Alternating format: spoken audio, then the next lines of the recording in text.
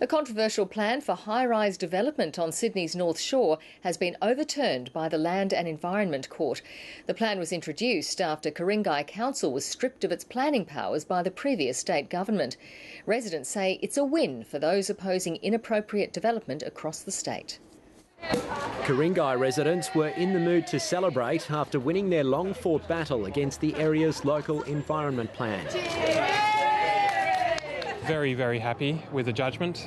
We think it's a great victory, not just for Ku-ring-gai, but for communities all across New South Wales. The plan proposed thousands more residents in apartments in low-rise suburbs like Gordon, Linfield and Turramurra. But to critics, the scale of development was simply too large for the leafy area. A judge has now ruled the guidelines don't comply with planning laws. The public participation processes under the Environmental Planning and Assessment Act are important and need to be followed properly when you're making local environmental plans. It was part of a push by the previous government to lift population density and encourage business development along existing transport corridors, but it became a hated symbol of the stripping of planning powers from local councils.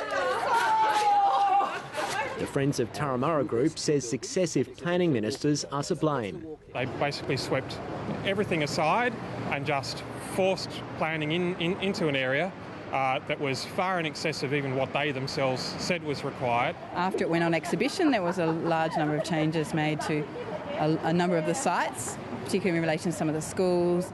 Even though the government that rubber-stamped this plan is now gone, residents say they'll fight any future attempt to take back planning powers. The current planning minister is reviewing the judgment, but these locals say they're not backing down.